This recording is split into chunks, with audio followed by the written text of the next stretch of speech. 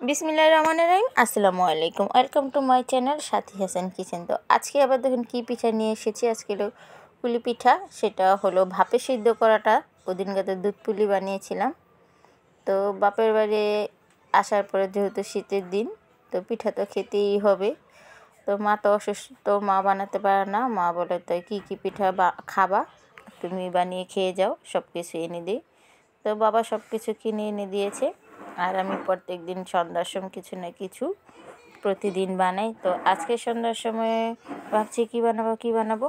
পরে আলা মাথায় আসলো সিদ্ধ পুলিটা বানিয়ে খাই, এটা তো খুব মজা লাগে।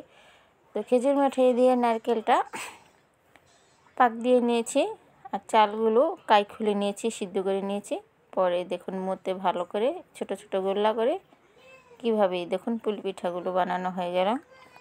এই পিঠাটা ভেজে খেলেও খুব দারুণ, সিদ্ধ করেও দারুণ, আবার দুধ পুলি রেঁধে খেলেও দারুণ, আবার তাওয়ার মধ্যে ছেঁকে খেলেও দারুণ। তো এই পিঠাটা লাজবাব, যেভাবে আপনি খাবেন সেইভাবেই মজা। তো দেখুন সবগুলো বানানো হয়ে গেছে, এখন আমি এটা সিদ্ধ করব কুকারে। তো একসাথে সবগুলো দিয়ে দিলাম। খেতে এত দারুণ হয়েছে বলে বোঝানো যাবে না। তো সিদ্ধ করতে বসিয়ে দিয়েছি, 5 মিনিটের মধ্যে হয়ে যাবে। এই দেখুন হয়ে গেছে, মাশাআল্লাহ। দেখুন সিদ্ধ হয়ে আরও কত বড় হয়ে গেছে ফুলে। তো বলুন, এরকম গরম গরম সিদ্ধ পুলি পিঠা খেতে কার না ভালো লাগে? আমার তো খুব ভালো লাগে। তো মা যখন বলেছে তোমার যেটা যেটা খেতে মন চায় তুমি বানিয়ে খেয়ে যাও, তো ঠিক তেমনই আমার যা যা ভাল লাগছে আমি তাতে সব বানিয়ে খাচ্ছি। আর মাকে, বাবাকে, ভাবিকে, মেয়ে সাফিয়া সবাই মিলে খাচ্ছি। সাফিয়া ছোট্ট কিউটি নান্না সাফিয়ার একটা বেবি, ও তো খেতে পারে না।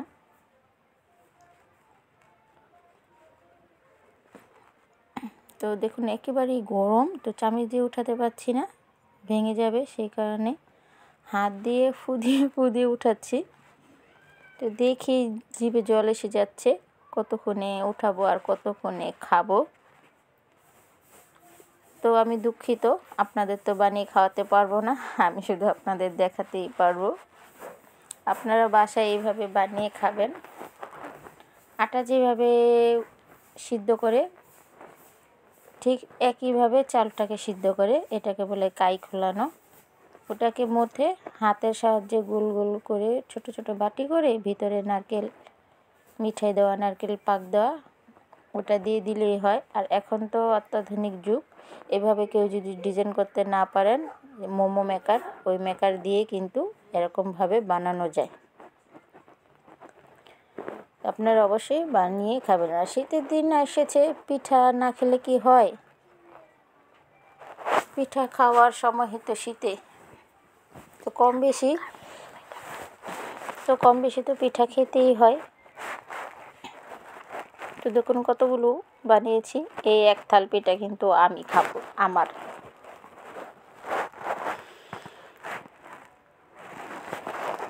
মজা করলাম, এটা আমরা সবাই মিলে খাবো। এক থাল পিঠা কি খাওয়া যায়? তো আনিশা পাশে বসে আছে, খাবে কতক্ষণে। আমি বলছি দাঁড়াও, একটু পরে খাও, আমি একটু ভিডিওটা করে নিই। এত কষ্ট করে পিঠাগুলো বানালাম, আর আমার ভিউয়ারদের সাথে শেয়ার করব না। তো বিসমিল্লাহ বলে খেয়ে ফেললাম। দেখুন আনিশাকে আমি আগে দিয়ে দিয়েছি খেতে। তো এইভাবেই বললাম, ওই দেখো টুনটুনি পাখি কীভাবে নিয়ে খাচ্ছে খুঁটে সাফিয়া মোনা ভিডিও করার সময় কিন্তু হানা, ওই দেখুন একটা খুঁটে নিয়েছে, আবার আরেকটা খুঁটে নিয়ে যাচ্ছে। আমার এই ভিডিওটা যদি ভালো লেগে থাকে অবশ্যই একটি লাইক দিতে ভুলবেন না। আপনারা সকলে ভালো থাকুন, সুস্থ থাকুন, আল্লাহ হাফেজ।